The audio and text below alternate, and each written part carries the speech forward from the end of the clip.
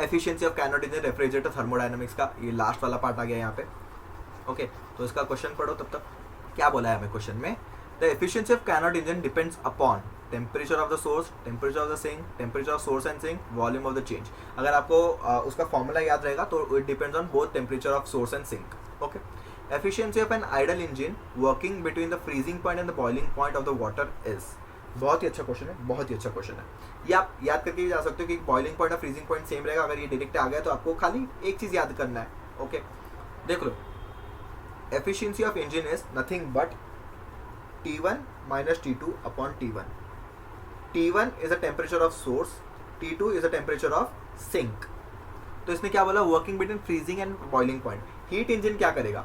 Heat engine क्या करेगा? Heat engine will do the work of taking the मतलब वो हाई हॉट सोर्स से टेम्परेचर लेके ठंडे वाले सोर्स में डाल देगा। ओके, ये उसका काम है। तो आपका ठंडा वाला सोर्स क्या हो गया? ये हो गया ठंडा वाला जो फ्रीजिंग पॉइंट होगा वो होगा सिंक, ठंडे वाली चीज़, और आपका ये हो जाएगा सोर्स। इसका रिवर्स होता है रेफ्रिजरेटर में। ओके, तो ये हम लोग देखेंगे। तो T1 सोर्स का टेम्परेचर हॉट होगा, वो क्या है? बॉइलिंग पॉइंट, और ये क्या है? Freezing point 0 degree. तो 100 माइनस, अगर केल्विन में लेना है तो 100 माइनस 0 करके 100 आता है, तो ये तो गलत ही हो जाएगा। केल्विन में लोगे तो इसको आ जाएगा 373 minus 273 which is 0 degree upon 373 into 100 is the efficiency. इसको डिवाइड करो तो ऊपर 100 आ जाएगा, 373 इंटू 100 इज द एफिशिएंसी। इसको डिवाइड करके देखो क्या आ जाएगा आपको। इसका अगर डिवाइड करोगे, करने जाओगे आप, तो आपको आएगा 75 ले सकता हूँ मैं इसको अप्रॉक्सीमेट करके 75। तो इसको डिवाइड करो 5 से, या तो 25 से डिवाइड कर लो। 25 1 जा 25, 375 को 25 से डिवाइड कर लो ना। 25 1 जा 25, तो 7 से 70, 7 से 2 जाएगा, 7 से 5 जाएगा तो 2, 3 से 1 जाएगा 1, 125, 25 5 जा 25, तो 15 हो गया ये। 25 4 जा आता है ये, तो 4 इंटू 100 बाई 15। अगर 5 से वापस डिवाइड कर दूँ, 5 3 जा 5 20 जा, तो हो गया 80 बाई 30। 3 डिवाइडेड बाई 80, 3 2 जा 6। देखो देखो, 3 डिवाइडेड बाई 80, 3 2 जा 6, ये हो गया 20, 3 6 जा 18, हो गया 2.6666। तो आपको कौन सा ऑप्शन दिख रहा है? ए वाला, क्योंकि हमारा 66 आया है, हम लोगों ने थोड़ा अजम्पशन कर लिया थोड़ा सा नीचे, तो इसका 6.8 आ गया। ठीक है ना, पॉइंट आपको पूरा ऐसा डेरिवेशन करके बोर्ड जैसा दिखाना नहीं है कि हाँ डॉट टू डॉट हर एक स्टेप होना चाहिए। आपको कैसे भी करके आंसर की तरफ आना है, सही आंसर की तरफ। कैसे भी करके आप गलत आंसर पे आ जाओगे तो कोई फायदा ही नहीं है फिर। ओके, नेक्स्ट करते हैं। नेक्स्ट क्वेश्चन है, Carnot engine having an efficiency of, engine है ये, इंजन की बात करें, 1/10 of heat engine, okay, is used as a refrigerator. Refrigerator की तरह यूज कर दिया उसको। If the work done by the system is 10 joule, the amount of energy observe from the reservoir at the lower temperature is. पहली बात तो आपको पता नहीं चाहिए कि, और रेफ्रिजरेटर क्या होगा? COP होता है रेफ्रिजरेटर का, जिसको हम लोग बीटा बोलते हैं, बीटा को हम लोग COP बोलते हैं। और हीट इंजन का एफिशिएंसी, इनके बीच में रिलेशनशिप क्या है वो पता होना चाहिए। तो इनके बीच क्या रिलेशन होता है? Beta is equal to 1/n minus 1, ये होता है एफिशिएंसी और कोएफिशिएंट ऑफ परफॉर्मेंस का रिलेशनशिप। तो यहाँ पे हमें बीटा और COP में रिलेशनशिप पता चलेगा। अगर हम बीटा निकालते हैं इसमें से, क्योंकि हमें पता है एफिशिएंसी क्या बोला है उसने, efficiency is 1/10 of heat engine. Beta का एफिशिएंसी क्या है? सॉरी, कैनोड इंजन का एफिशिएंसी है 1/10 of heat engine which is used as a refrigerator. Okay, तो हमें इसका दिया 1/10, तो हम लोग इसको क्या देंगे? 1 बाई एफिशिएंसी अपॉन एफिशिएंसी, ऐसा लिख सकते हैं क्या? तो 1 माइनस 1/10 अपॉन 1/10, तो इसको करोगे तो आपको आएगा 9/10 अपॉन 1/10, 10 से 10 कैंसिल, तो ये आ गया। कोएफिशिएंट ऑफ परफॉर्मेंस आ गया 9 आ गया। अभी कोएफिशिएंट ऑफ परफॉर्मेंस क्या होता है? Work done, sorry work done तो वो हीट इंजन का फॉर्मूला आ गया। कोएफिशिएंट ऑफ परफॉर्मेंस होता है हीट एब्जॉर्ब्ड और delivered to is heat absorb from the reservoir is upon work done is equal to coefficient of performance. और efficiency क्या होता है? Work done upon heat absorb, ये हीट रिजेक्टेड मतलब heat released, the amount of heat absorb from the cold reservoir. Cold reservoir से कितना heat निकाला वो होता है Q2, और इधर से रिजर्वायर को कितना मिला, मतलब रिजर्वायर से हम लोग ने कितना एक्सट्रैक्ट करके उसको कितना दिया, work done upon heat given to the sink, ऐसा होता है।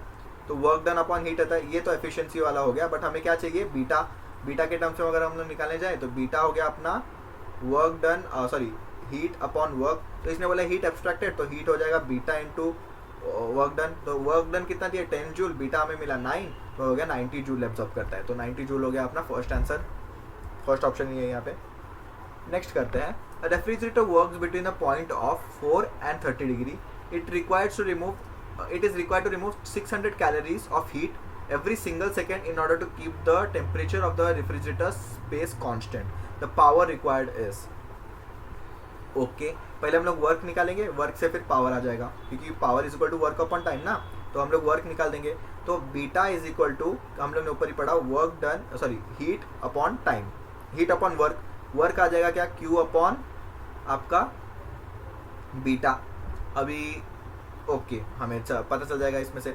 अभी बीटा को क्या लिख सकते हैं हम लोग, बीटा को हम लोग क्या लिख सकते हैं, बीटा को हम लोग लिख सकते हैं Q by, we can write beta as T1 minus T2 into T2, okay T1 minus T2 into T2 ये लिख सकते हैं, क्योंकि बीटा का फॉर्मूला 2 होता है, Q by W is equal to T2 by T1 into T2। उल्टा लिख दिया क्या मैंने, नहीं ये सही है। ओके तो बीटा का वैल्यू ये होता है, हाँ ये होगा बीटा का वैल्यू, तो मैंने शायद इधर उल्टा लिख दिया, ये लिखेंगे रुको।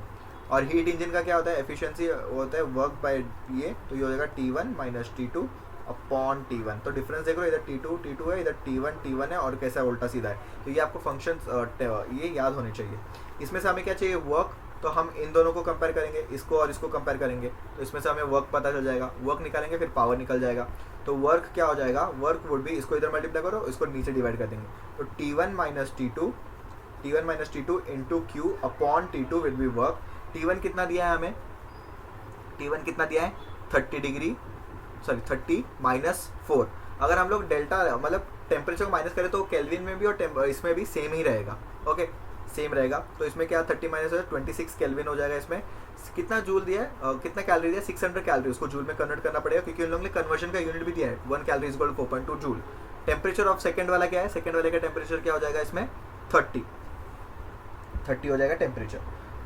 इसको अब अभी 30 को आपको लेना पड़ेगा इसमें, क्योंकि ये सिंगल टेम्परेचर है, आपको इसको लेना पड़ेगा ये केल्विन में, ओके।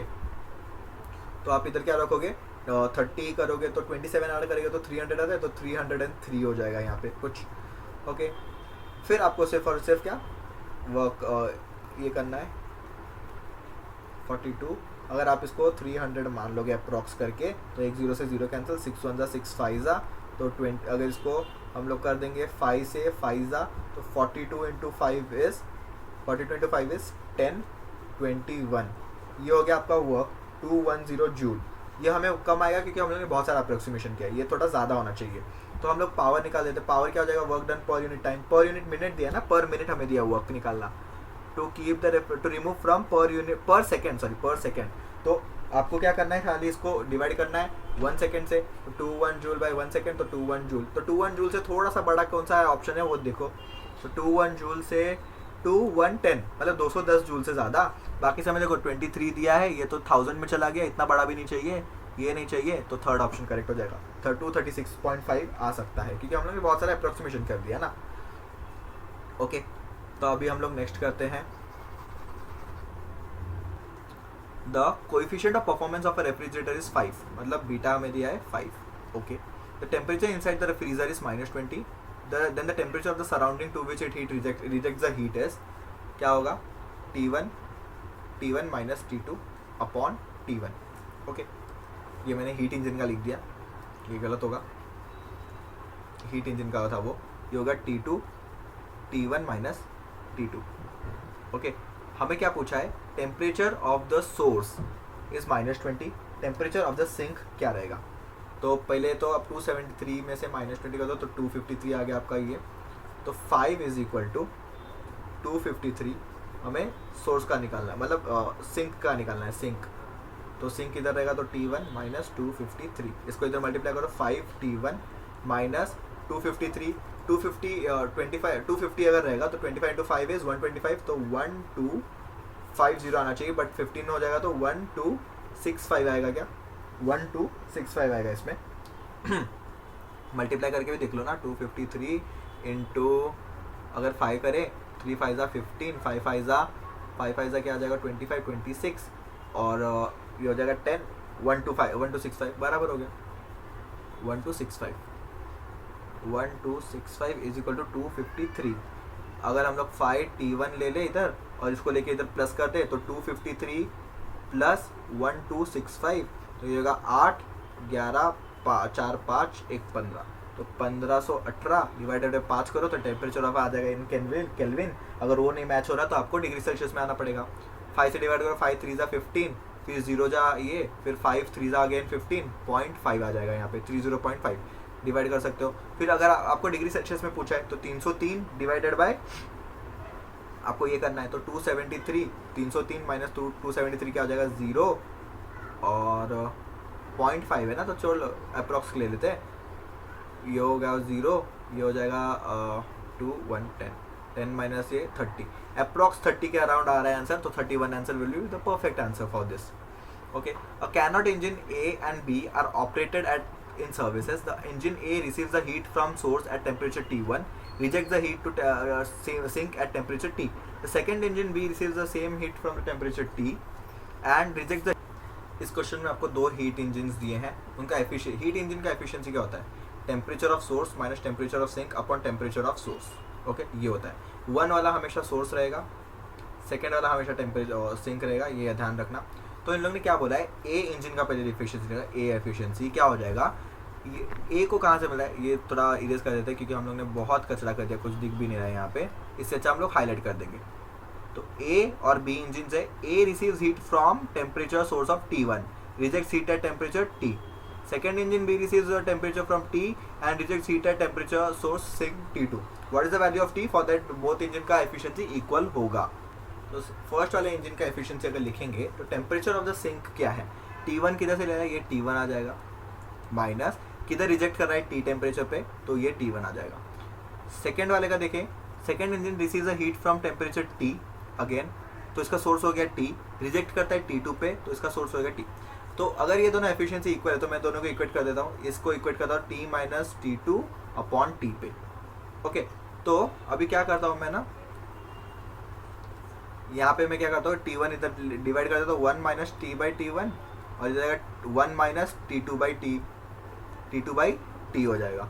ओके, तो ये 1 इधर आएगा तो ये 1 और ये 1 हो गया, ये 0 हो जाएगा, -1 कैंसिल, ये चला जाएगा इधर T स्क्वायर हो जाएगा और ये जाएगा T1 और T2, तो T would be under root of T1 और T2। आ गया हमारा आंसर। तो आपको अगर डेफिनेशन क्लियर रहेगा तो आंसर तो आ ही जाएगा कैसे भी। Okay, when 1 kg of ice melts at 0 degree melts at water at 0 degree, the resultant change in entropy changing taking latent heat of ice as 80 kilo calorie. देखो एंट्रोपी चेंज को क्या लिखते हैं हम लोग, entropy changes Q upon time T, Q reversible या Q लिख दो, Q अपॉन टाइम T। अभी हमें Q निकालना है।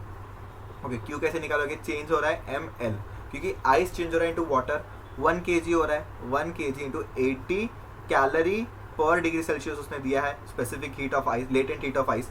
ओके, तो इसको कैलोरी को हम लोग 4.2 से मल्टीप्लाई करना है, तभी तो जूल में आंसर आएगा। नहीं, अच्छा कैलोरी में ही दिया है तो ठीक है, कैलोरी में दिया है तो कोई दिक्कत है ही नहीं, कैलोरी में दे दिया है, ठीक है, कैलोरी में दे दिया इसने, melts over temperature of 0 degree Celsius.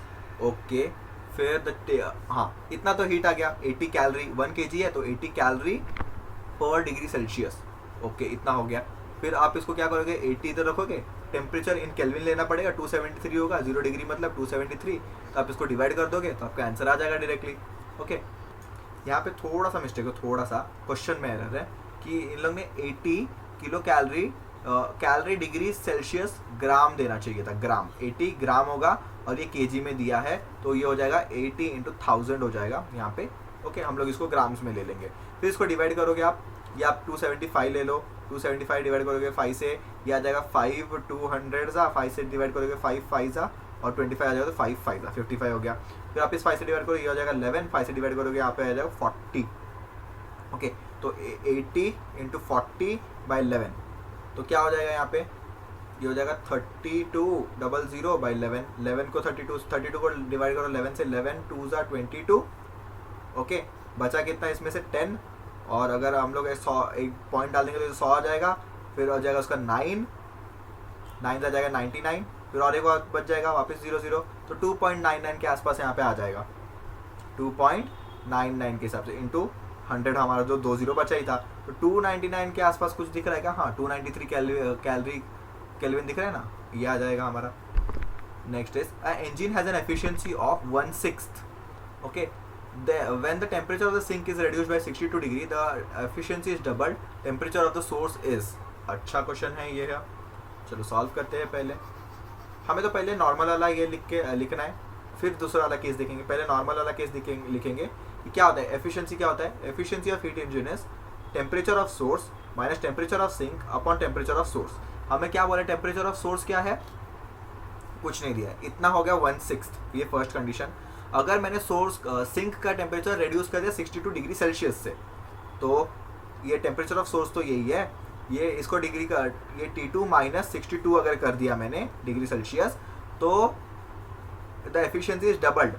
T1 the efficiency is doubled मतलब 2 इंटू 1/6 हो, मतलब 1/3 हो गया. ये हो गया आपका सेकेंड. डिवाइड कर दो, इससे ये गया तो T1 minus T2 upon T1 minus T2 into 62 equal to ये 3 ऊपर चला जाएगा, ये 6 इधर आ जाएगा, ये हो जाएगा नीचे, तो ये होगा 1/2. तो 2 multiply 2T1 minus 2T2 is equal to T1 minus T2 plus 62. सब लेके आ जाओ इधर इधर. ओके, तो क्या हो जाएगा. T1 इधर आ जाएगा तो हो जाएगा T1 और T2 इधर आएगा तो प्लस T2, तो एक इधर आएगा तो प्लस T2 होगा, तो माइनस T तो minus T1 minus T2 is 62 degree. Okay, तो हमें मिल गया T1 माइनस T2 इज 62. तो हम लोग क्या इसमें ये डाल देंगे तो आ जाएगा कि हमें T1 का वैल्यू. T1 तो ही चाहिए, तो T1 को इधर ले लो. 6 इंटू T1 T2 का 6 इंटू 62 हो जाएगा T1. सो क्या आएगा 6 2 12, 6 6 36 प्लस 1 372 आ गया. 372 केल्विन में आ गया. अभी आप बोलोगे सर आपने ये डायरेक्टली कैसे कर दिया. मैंने कभी बोला ना, देखो टेम्परेचर अगर आप डिफरेंस ले रहे हो तो डिग्री में और केल्विन में सेम डिफरेंस रहता है, तो इसलिए मैंने इधर डायरेक्टली कर दिया और इसको केल्विन में लेके आ गया. तो इसमें आप 372 माइनस 273 करके देखो तो क्या 99 का फर्क दिख रहा है डायरेक्टली, कोई माइनस करने की जरूरत नहीं. इसमें अगर मैं और एक ऐड कर दूँ तो 100 का डिफरेंस आएगा, तो इसमें 99 का डिफरेंस है, तो 99 degree Celsius is the correct answer over here. बहुत अच्छा क्वेश्चन है. Okay, a Carnot engine whose sink is at 300 Kelvin and efficiency is 40%. By how much should the temperature of the source be increased so that efficiency is increased to 50% of the original efficiency?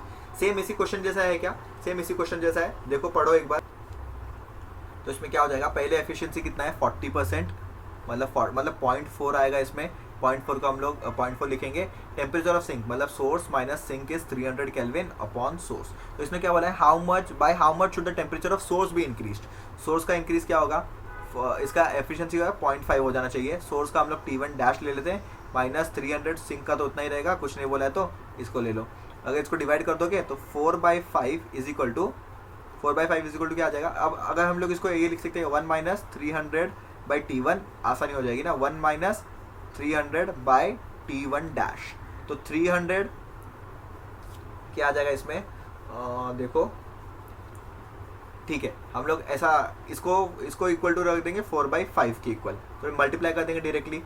तो 1 minus 300 by T1 और ये हो जाएगा 1 minus 300 by T1 dash. इसको इधर multiply करो, इसको इधर मल्टीप्लाई करो, तो 4 minus 1200 by T1 dash is equal to 5 minus 1500 upon T1. तो इसको इधर लेके आ जाओ. 1500 माइनस 1200 ये T1 है और ये T1 डैश है इज इक्वल टू 1. ओके, 1 हो गया. अभी क्या हो गया इसमें, ये हो गया 1. ठीक, तो देखो क्या हो जाएगा. अभी कैसे कर सकते हैं इसको. हमें क्या बोला क्या है, how much should the temperature increase. तो T1 ओके कितना इंक्रीज होना चाहिए इसमें. ठीक है. यहाँ पे एक गलती क्या हो गई हमसे, इसलिए आंसर गलत आ रहा है, थोड़ा मतलब मिस्टेक हो रहा है सॉल्व करने में. इसने बोला है, क्या बोला है इसने, सो दैट टेम्परेचर कितना इंक्रीज करना चाहिए, so that the efficiency to the increase the efficiency by 50% of original. तो फाइनल एफिशिएंसी का इन लोग ने दिया है. Efficiency final efficiency is equal to 50% of original. Original कितना था 40%. 2 0 से 2 0 कैंसिल, तो ये हो जाना चाहिए 5 2 20 बाई 100, तो ये हो जाएगा 0.2. इतना बढ़ जाना चाहिए और increase by this much percent. तो पहले कितना था 0.4, अभी हो जाएगा 0.2, तो हो जाएगा 0.6. इसने क्या बोला कि फाइनल एफिशिएंसी होना चाहिए 50% increase of to increase the final efficiency, मतलब जो हमारा पहला एफिशिएंसी था कितना 40% मतलब 0.4, उसको कितना इंक्रीज करना है 50% ऑफ इनिशियल 50% ऑफ दिस 0.4, तो इसको 50% ऑफ 0.4 करोगे तो आपको 0.2 मिलेगा, तो इसको 0.2 से इंक्रीज करना है तो आ जाएगा 0.6। बहुत ही अच्छा क्वेश्चन है ये, हम लोग ने ये मिस कर दिया तो हमारा इसलिए आंसर गलत आ रहा है। तो इसके जगह पे क्या आ जाएगा 0.6 आ जाएगा, इसको सबको हटाओ 0.6 आ जाएगा। 6 आने पर क्या हो जाएगा, थोड़ा कैलकुलेशन थोड़ा सा आसान हो जाएगा, ज़्यादा नहीं थोड़ा सा आसान। तो 4/6 आ जाएगा, 4/6 इज 1 माइनस 300/T1 अपॉन 1 माइनस 300/T1 डैश। इसको इधर इसको पहले कट कर दो, 2 3 2 2 2 3 हो गया। तो ये अगर 2 minus 600/T1 would be 3 minus 900/T1, ये T1 डैश और ये T1। ओके, ये हो गया अपना एफिशिएंसी। इसको इस तरीके से सॉल्व करने से अच्छा रेशियो लेके हम लोग क्या करें, सेपरेट सेपरेट टेम्परेचर निकाल देंगे, फिर T1 डैश को T से माइनस कर देंगे तो हमें इंक्रीज पता चल जाएगा। तो इधर 0.6 लिख दो चुपचाप। तो पहले लिख दो T1 is equal to 1 minus, T1 को इधर ले लो, ये है ना इधर 1 माइनस, देखो क्या होगा 0.4 is equal to 1 minus 300 into T1। तो ये पहले तो इसको इस साइड ले लो, तो 300 upon T1 is equal to 1 minus 0.4 is equal to 0.6। तो T1 वुड बी 300/0.6, मतलब इसको इधर 0 आएगा तो ये होगा 500। तो T1 इज 500 केल्विन आ गया T1। इसी तरीके से T1 T2 निकाल दो, तो मतलब T1 डैश निकाल दो, तो T1 डैश क्या हो जाएगा, T1 dash would be, T1 dash क्या आ जाएगा, इसी तरीके से आ जाएगा which is wait 0.6 equal to T1 1 माइनस 300/T1 डैश। तो इसको भी इधर लेके आ जाओ, तो 300 और T1 dash would be 1 minus 0.6 which is 0.4। तो T1 dash is equal to 300/0.4, ये जाएगा इधर, तो ये आ जाएगा 4 क्या आ जाएगा 7 28, फिर 2 बचा तो 750 आ गया केल्विन। तो T1 डैश है 750, T1 है 500, दोनों को डिवाइड करो, दोनों को सब्ट्रैक्ट करो तो कितना आता है 250 का इंक्रीज हो गया, ये आपको पता चल जाता है यहाँ पे। ओके, तो इस तरीके से आपको क्वेश्चंस करने रहते हैं। आगे के बाकी क्वेश्चंस नेक्स्ट वीडियो में देखते हैं।